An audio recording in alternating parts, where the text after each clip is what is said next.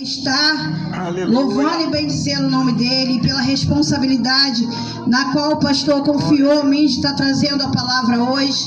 Eu trouxe uma palavra bem conhecida. Eu faço os meus rascunhos, irmão, porque às vezes é difícil guardar tudo. Então aquilo que Deus vai me dando, eu vou fazendo meus rascunhozinhos, né, pra gente lembrar.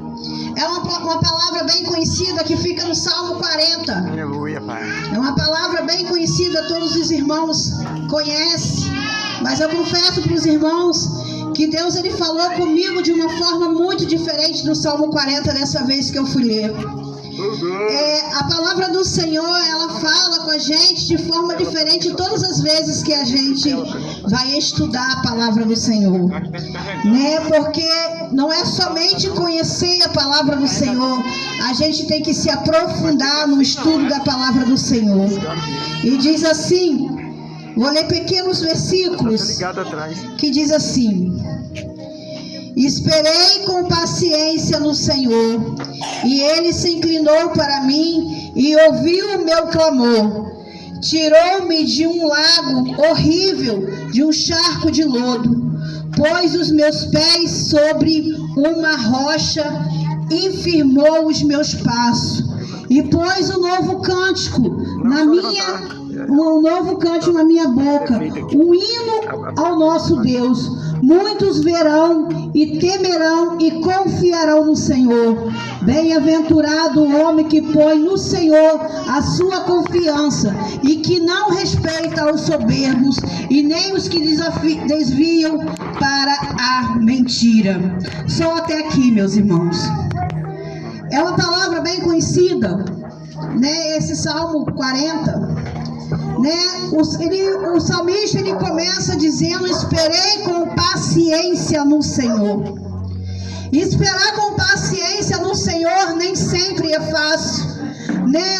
Às vezes nós queremos o hoje, o agora, e não queremos esperar.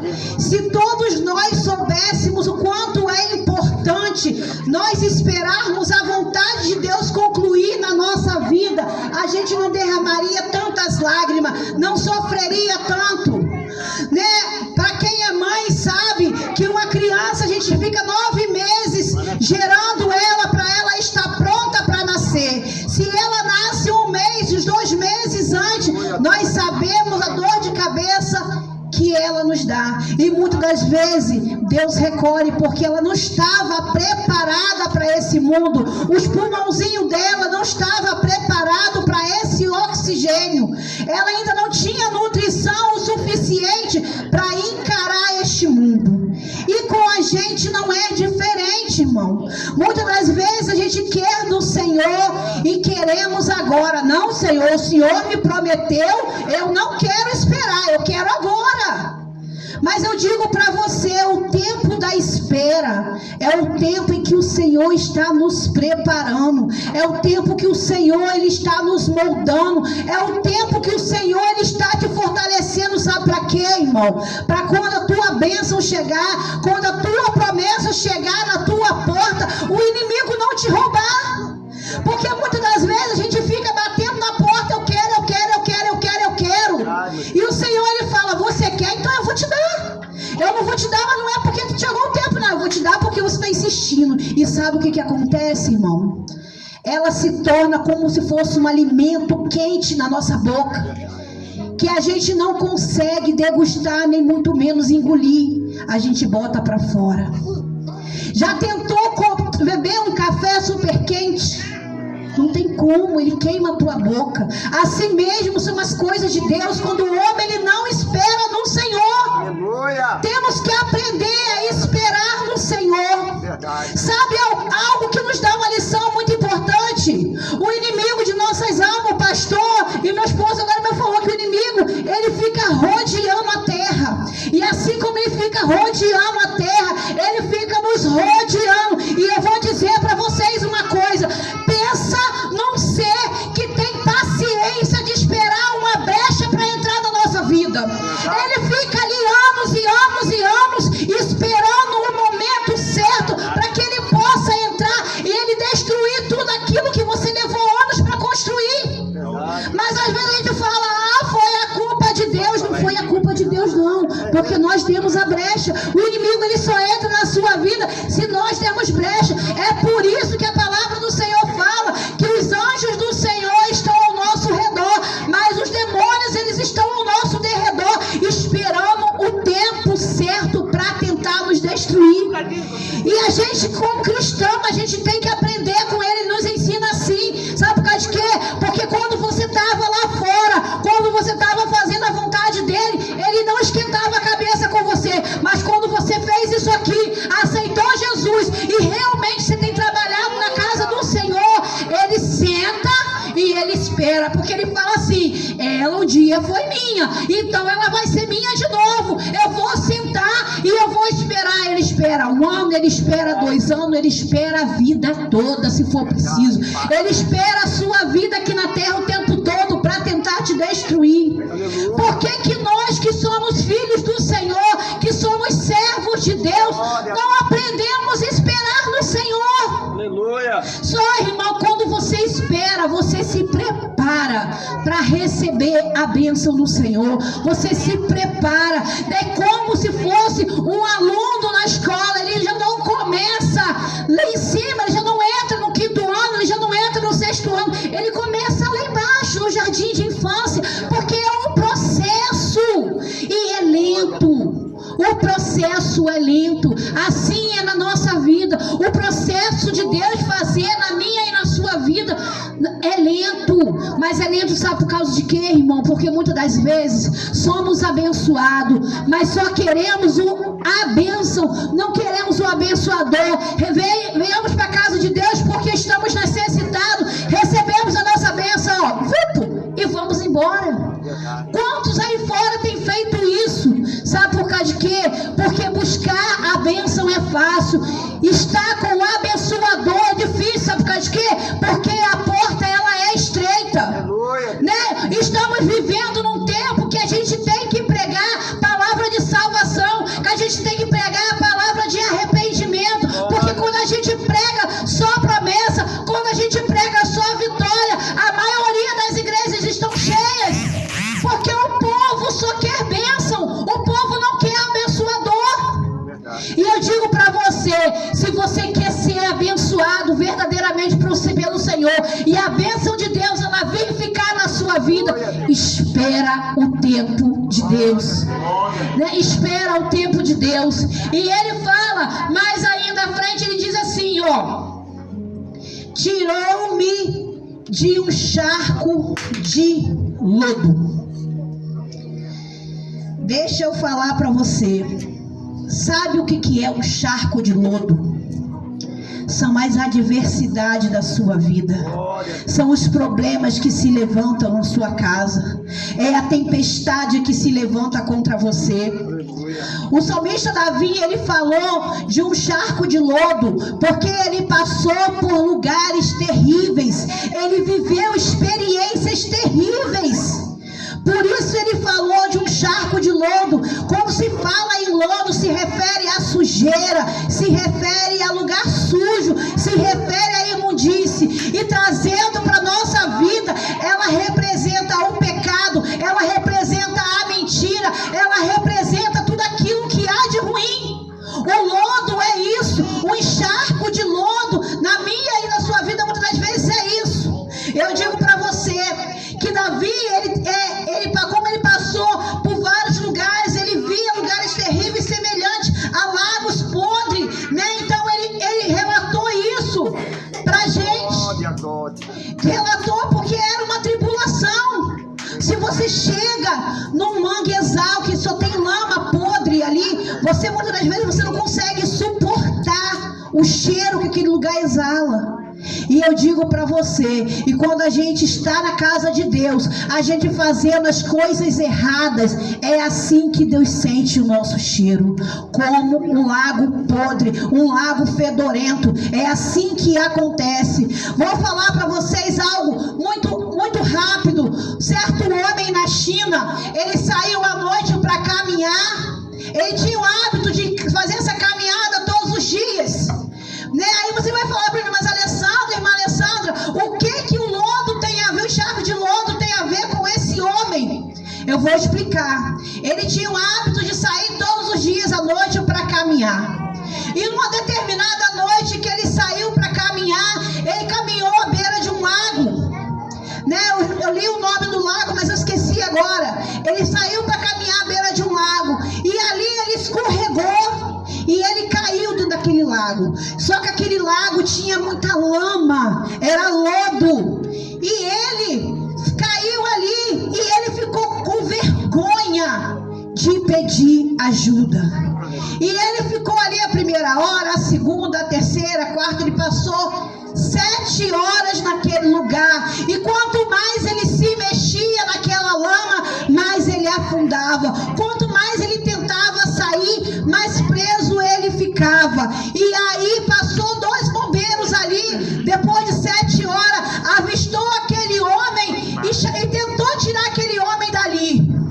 E não conseguiu tirar. E teve que chamar mais bombeiros para tentar tirar aquele homem daquele lugar. Levaram-se 11 horas para tentar tirar aquele homem daquela lama. E eu digo para você, sabe, ele caiu ali dentro e ele estava com o telefone no bolso. Ele tinha como levantar a mão dele, tirar o telefone dele do bolso e ligar pedindo ajuda. Mas sabe por causa de quê que ele não ligou pedindo ajuda?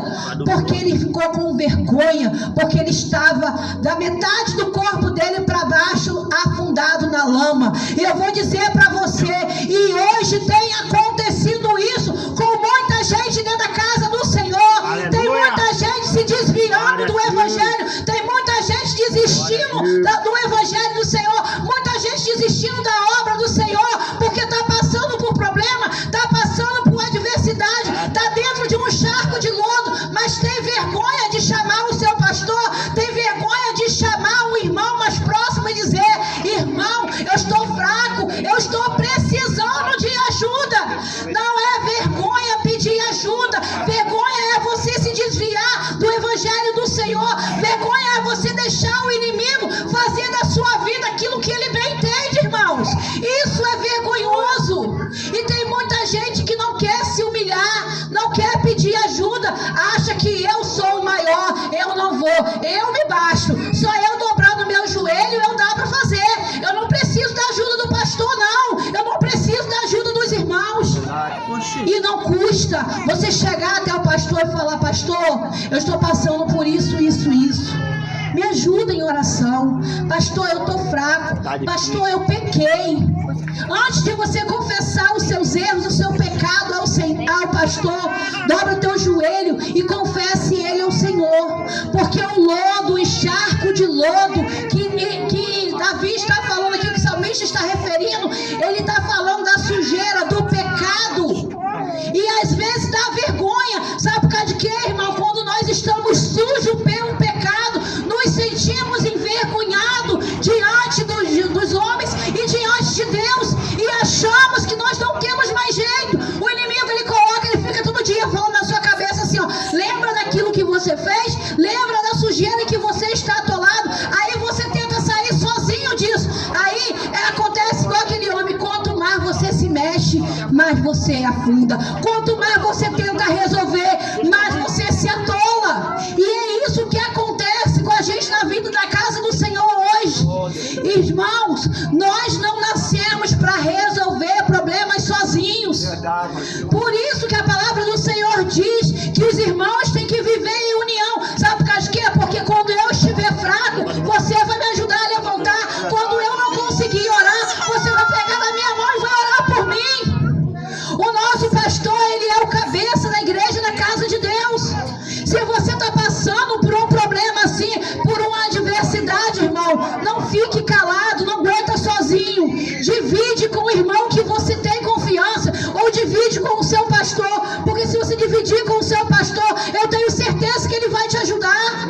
Ele vai dizer para você: não, meu irmão, vamos jejuar, eu estou aqui, eu te ajudo. E então, como o Senhor, ele colocou um pastor na nossa vida, é para isso. E passamos por adversidades, passamos por tribulações, por muitas das vezes se envergonhar e não querer ajuda, né? Então muitas vezes a gente quer lutar sozinho, irmão, nós não vamos conseguir. Se até Jesus, que ele veio nessa terra, que ele era 100%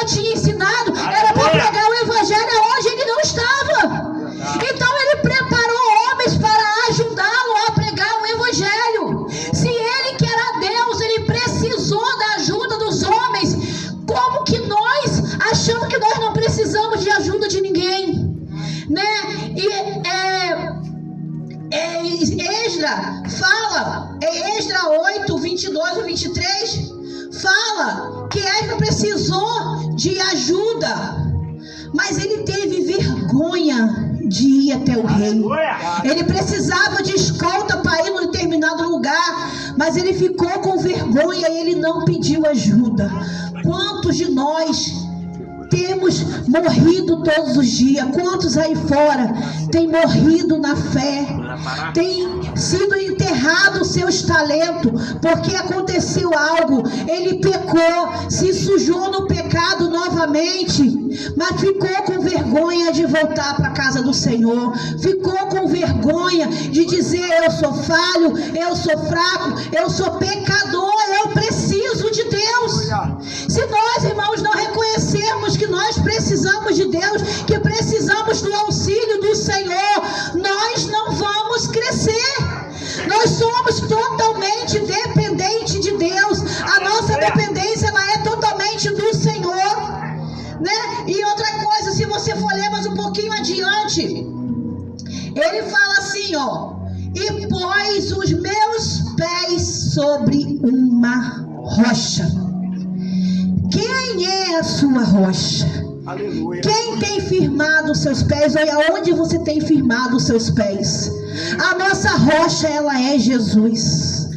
Ela é Jesus. E Jesus, ele, mesmo você estando no pecado, mesmo você estando na lama, quando você reconhece que você é pecador, que você se humilha aos pés do Senhor, ele te tira daquela lama, ele te dá a mão, ele te levanta e ele firma os seus pés sobre a rocha. Aleluias. E é isso que o Senhor